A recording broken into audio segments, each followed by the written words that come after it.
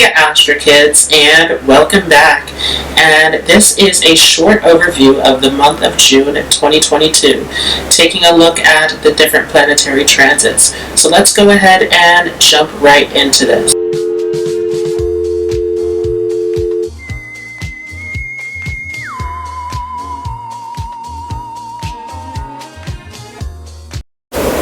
So up on the screen here is the chart of the transits coming up here in the month of June. And we will start off with Mercury stationing direct on the 3rd. And keep in mind that Mercury is still going to be going through a post-shadow. So we are slowly making our way out of this Mercury retrograde.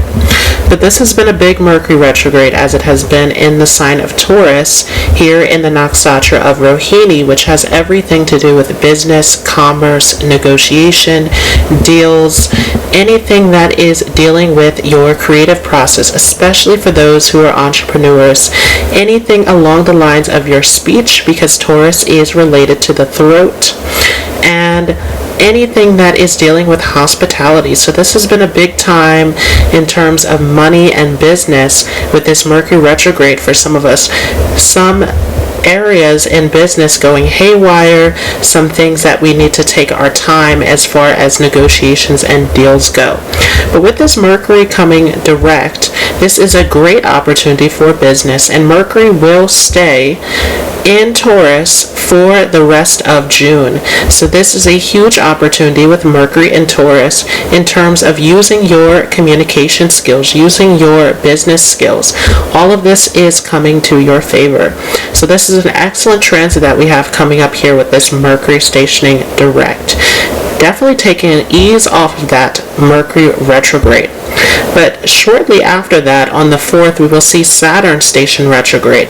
So we're not completely out of this time here of actually looking back and looking at the areas that we need to organize and plan properly. Saturn retrograde is bringing up a lot of past karmas. And so this is a big time of releasing and letting go of the past. And actually at the end of June, we will have a new moon that has everything to do with letting go.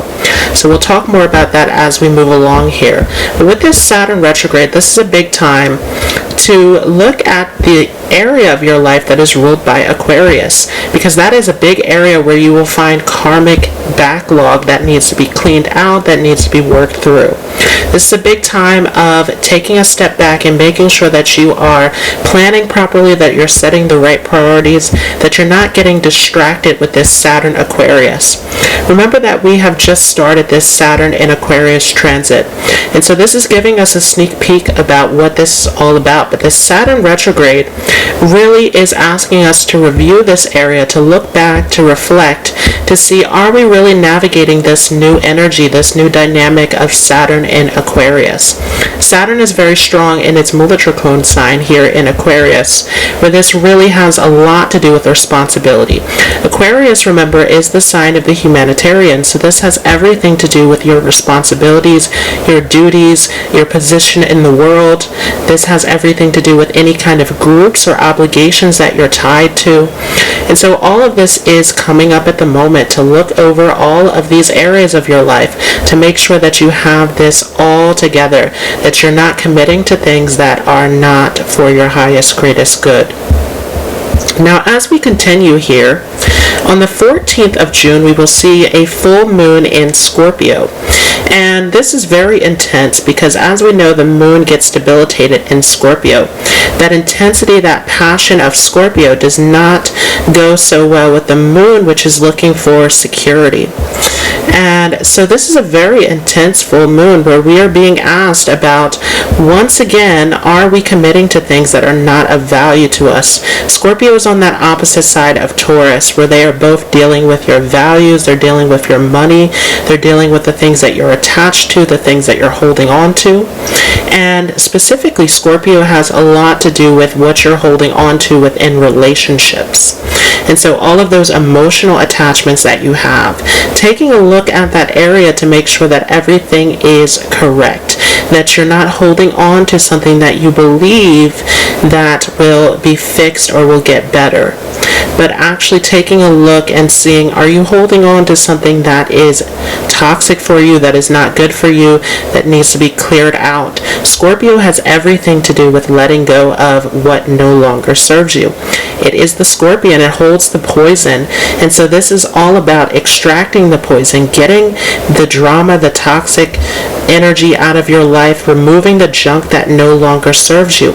And this is especially true as this will happen in the nakshatra of Jyeshta, which we'll talk about more in a future video. But this Jyeshta nakshatra has everything to do with finding deeper knowledge to get going on your spiritual journey ahead, and not holding on to these attachments that are no longer serving you, that are distracting you from your purpose.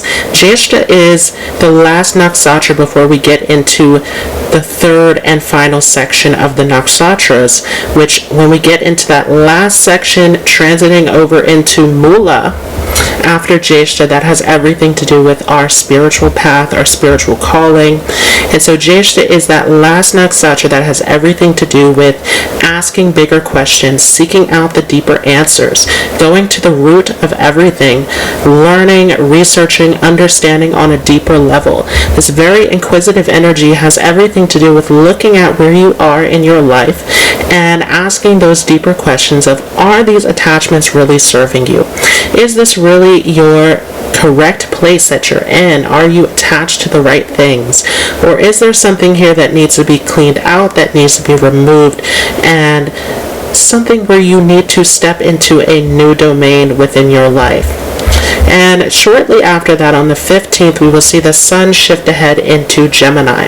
So Sun has been here in Taurus, where the focus has been a lot on business, on money, on resources, on family, security, things that we are holding on to. But as we move ahead into Gemini, this is a zone of exploring, of connecting, of moving ahead into the future with what you want to do with your life. And so this energy is changing significantly here as we are shifting ahead into the summer season, where there is a lot of vibrant energy that's coming in with this Sun in Gemini. Remember that Gemini is a very restless energy, very changeable, and we have the Sun, which is very much fixed and aligned with our soul calling, our purpose. And so there's a little bit of a difficulty here as the Sun comes into Gemini. Where are you getting distracted by things that aren't for you? Again, this whole theme is going to come up here in the month of June. Where are we holding on to attachments that don't serve us? Are we committing to things that are not for us? Or are we going ahead with our path in life? We will see Venus enter into the sign of Taurus here on the 17th. Venus loves being in Taurus as it is its home sign. And so as Venus comes here into Taurus, this is a great time for socializing. This is a great time for making connections, especially when it relates to business and opportunities in acquiring wealth. Once again, this Taurus energy is related to money, and this is especially true in anything that has to do with entrepreneurship, anything that has to do with using your speech, using your artistic talents to your advantage at this time. Taurus is related to the throat, so any kind of singing, acting, any kind of public speaking, this is all connected to this Venus in Taurus. And this is also a very hospitable energy. So for those of you who are working in careers that have to do with helping others, providing a service, this all is a great time with this Venus Taurus and Mercury Taurus that we will see here. As we move ahead, on the 26th, we will see Mars enter into Aries. Mars also loves being here in the sign of Aries. It is its Mula Trikona sign, its strongest home. So Mars loves being here in Aries. And after coming out of that Pisces zone, where it was a little bit more geared towards spirituality and empathy and a little bit softer, this is a huge time where the energy is going to start to speed up. As Mars comes into Aries, we see this fast fast-paced energy of moving towards our goals, of getting things done. So for those of you who have been feeling tired, who have been feeling sluggish, who have been feeling these major blocks, this is a time here where Mars comes into Aries and everything starts to speed ahead. So this is definitely a great time to put your energy, to focus your energy into what you want to do in life. This passion, this energy, this drive coming up here at the end of June is a great opportunity. Now we will also see on the 28th here that Neptune will station retrograde. And so this is definitely a time to assess your spiritual life and your direction. Are there things that are clouding your judgment at this time? Are you getting distracted? Again, we have this Neptune happening in Pisces, where this is looking for you to move towards your spiritual path, your higher path, to move to something that is more meaningful. On the 28th, we will also see a new moon, and this is a major event of letting go. We will see this in Ardra, which is the nakshatra that has everything to do with crying and letting go. It is the star of sorrow. And as we know, Ardra has the power to make efforts. And so it is all about letting go of your pain, letting go of the past, letting go of the things that no longer serve you so that you can gain the strength to push ahead. So this is a major new moon that is bringing us into a space of empowerment where we can strive forward here. But this has everything to do with letting go. You can't move into this new space if you are holding on to anything from the past. So let's go ahead and jump into the horoscope for each of your zodiac signs. And just a quick disclaimer, I am using Vedic Astrology, which is using the sidereal zodiac. So if you are coming from Western tropical astrology, this will not work for you. There is a calculator down below in the description where you can get your accurate information. Another disclaimer is that this horoscope is not going to go by your sun sign. This is going to be according to your ascendant or moon sign. The ascendant tells us the direction of our life, how all the karmic lessons and patterns will play out for us. The moon sign has everything to do with how you are relating to the world and what you are perceiving within your mind. So these are the most important charts for these horoscopes. So making sure that you are using Vedic astrology and that you are following your moon sign and or ascendant sign is very important. For those of you with a Scorpio moon or Scorpio ascendant, this will be a full moon taking place in your first house. Very intense, as this is a moon in its debilitated state in the nakshatra of Jyeshta, which is one of the most intense parts of Scorpio. So again, this is a major shift. This Jyeshta takes us from being attached to material things to moving on into a higher spiritual calling, asking those bigger questions. And as this comes into your first house of self and your life path, these are questions that are surrounding you. This is a major time of looking at your life and the direction that you're going in. How does that look? What is it that you're holding on to that you need to release? What is it that you need to make room for to come into your life at this time? This is all connected to you. Now we're also going to see this new moon that is taking place in your 8th house. And of course the moon is very auspicious for those of you with Scorpio moon, Scorpio ascendant, as it controls your 9th house. And as it comes back into this 8th house, it's coming behind its own house.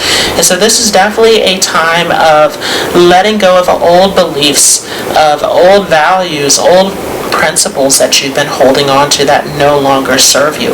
This is a full transformation of your belief system, of any sort of attachment that is guiding you in your life. This is asking you to take a deeper look, to dive into the unknown and to seek out those deeper answers.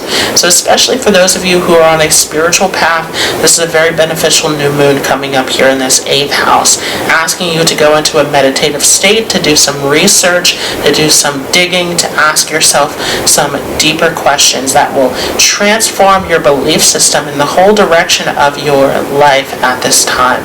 We have this Saturn retrograde that's taking place in your 4th house. And this Saturn in your 4th house is very interesting. Saturn is a bit of a challenging planet for those of you with Scorpio moon, Scorpio ascendant, as it controls over that 3rd and 4th house. So this is definitely a time of looking at your connections, your close connections, and making sure that everything is in order there. There are some karmic things to clean up, to look at this time, and this definitely can be a time where you feel a little bit stuck or pessimistic. But this Saturn is asking you to hold on, to keep going, and to push forward, especially as we have this new moon in Ardra that's taking place there in your 8th house, where this is asking you to push through those ups and downs. Ardra again has everything to do with letting go and moving forward. So this is a huge time of doing this as you are moving ahead here.